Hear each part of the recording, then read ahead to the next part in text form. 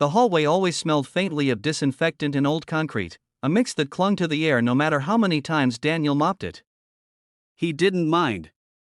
Cleaning was honest work, predictable work, the kind that let him keep his head down and his thoughts steady. Every swipe of the mop, every rinse of the bucket, every quiet moment before dawn in the empty building, those were the hours that belonged to him. For a single dad juggling 2 part-time jobs and a 6-year-old daughter who still struggled with nightmares, predictability was a gift. He tightened the worn strap of his janitor belt, the tools clinking softly as he worked his way down the corridor. It was barely 6 a.m. The building would be alive soon, officers pacing between rooms, trainees rushing to briefings, boots echoing on concrete.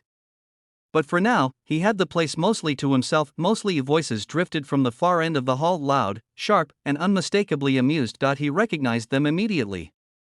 A group of new recruits, barely out of their teens, always too loud at this hour, always looking for something or someone to laugh at. Lately, that someone had been him. Daniel kept walking. Not because he was afraid, but because he was tired. Tired in that deep, bone-heavy way that came from years of doing everything alone. He rounded the corner and saw them, 5 recruits gathered around the doorway of briefing room 2. One of them, a tall kid with a buzz cut, spotted him and elbowed the others. "There he is," he whispered loudly, not bothering to hide his grin. "Morning, sir." "Sir." Always said with a smirk. Daniel nodded politely, as he always did, and tried to move past, but they stepped in front of him. "You headed into this room, right?" Buzzcut asked, pushing the door open with theatrical flourish. "Commander Rourke is inside. Go on. He's waiting." The way he said it told Daniel everything. They were setting him up again, Commander Rourke. The deaf commander. A legend in the building. A man with a dangerous amount of discipline and almost no tolerance for nonsense. He didn't speak with his voice, only with his hands, and only those who knew sign language could properly communicate with him. Daniel didn't, or so they thought. "You want me to go in?" Daniel asked quietly. "Oh, absolutely," another recruit said, barely suppressing laughter. "He asked for someone to clean the projector, and we figured you're the guy." The girl standing behind them snickered. "Just go in and try to explain yourself. Should be hilarious." Daniel's stomach sank with slow, familiar heaviness. Not anger. Not shame. Just the dull resignation of a man who had been underestimated more times than he could count. For a moment, he considered turning around, pretending he hadn't heard, letting them have their laugh at his back, but he needed the hours. He needed the job.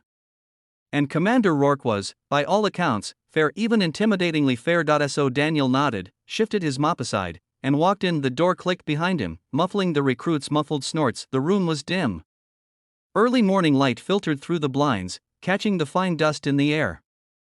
In the center sat Commander Elias Rourke, broad-shouldered, stern-faced, arms crossed over his chest. His eyes were sharp. Too sharp. Daniel had the uncanny feeling the man already knew exactly what was going on. He held up a hand in greeting. Commander Rourke raised an eyebrow and signed something fast, fluid, and unmistakably irritated. Daniel blinked. Most people froze when confronted with sign language. They panicked, looked around for an interpreter, stumbled over gestures that meant nothing. He didn't, not because he wasn't nervous, he was. But because sign language wasn't foreign to him. Lily, his daughter, hadn't spoken at all until she was 4. Trauma, the doctor said. Silence born from fear. So Daniel had learned to sign, slowly at first, painfully, awkwardly.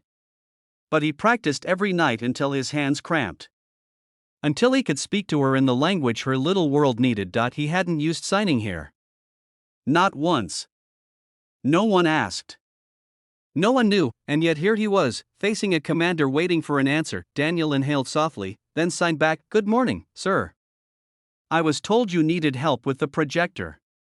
Rourke's expression went still, completely, utterly still. He stared at Daniel for a long moment, his eyes narrowing, studying the janitor as if he were seeing him for the first time. Then, slowly, he signed again, not irritated. Not confused, curious. "You sign." Daniel nodded. "A little," he signed modestly. Rourke barked a rough breath of air, a silent laugh, behind the one-way glass panel at the side of the room. Unbeknownst to Daniel, the recruits had gathered, pressed to the glass, expecting chaos, and instead witnessing something else entirely. Commander Rourke stood up. He was taller than Daniel expected, his presence filling the room with the weight of a man shaped by years of hard service. He stepped closer, signing with deliberate slowness as if giving Daniel room to refuse. Who taught you? Daniel hesitated only a moment, then he signed, my daughter. She needed someone to talk to. The commander's jaw tightened, not with anger, but with something darker, heavier. Recognition, maybe. Compassion. Pain. Rourke's own daughter had been deaf since birth. He'd never hidden it, but he also didn't speak of it often. Most people in the building didn't know. Few cared, but this janitor, this quiet man with tired eyes and calloused hands, signed with the kind of tenderness that only came from love. Rourke's posture softened, just barely out. He signed again, your daughter is lucky. Daniel smiled faintly. I'm the lucky one, he signed back. Outside the glass, the recruits who had staged the joke fell silent. The girl slowly lowered her phone, guilt catching in her throat. Inside, Rourke gestured toward the projector. It wasn't broken at all, just unplugged. Another test. Daniel plugged it in, dusted it carefully, and stepped back. Rourke crossed his arms and signed, his movements firm but appreciative. You handle humiliation better than most officers here. Daniel paused. His chest tightened, not with pride, but with the shock of being seen. Really seen? He signed back slowly, I've lived through worse. Rourke nodded once. A soldier's nod. Respect given, not forced. The door opened suddenly. The recruits spilled into the room, laughter still clinging to their expressions until they saw the commander's face. Rourke turned sharply toward them, his eyes cold steel. He signed something so sharply Daniel nearly winced. The interpreter standing just outside the doorway stepped forward, translating instantly. Which one of you thought it was funny to turn my request for assistance into a spectacle? Silence slammed into the room. Buzzcut swallowed hard. The girl lowered her gaze. Shame hung heavy in the air. Rourke didn't wait for excuses. He pointed to each of them, one by one, and the interpreter kept pace. You will apologize. Properly. You will spend the next week assisting maintenance staff. And you will learn basic sign language by the time you step into my training room again, because ignorance is not tolerated here. Understood?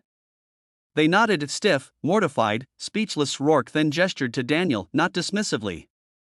Not as a superior ordering a subordinate, but with respect. He signed, thank you. Daniel signed back, anytime.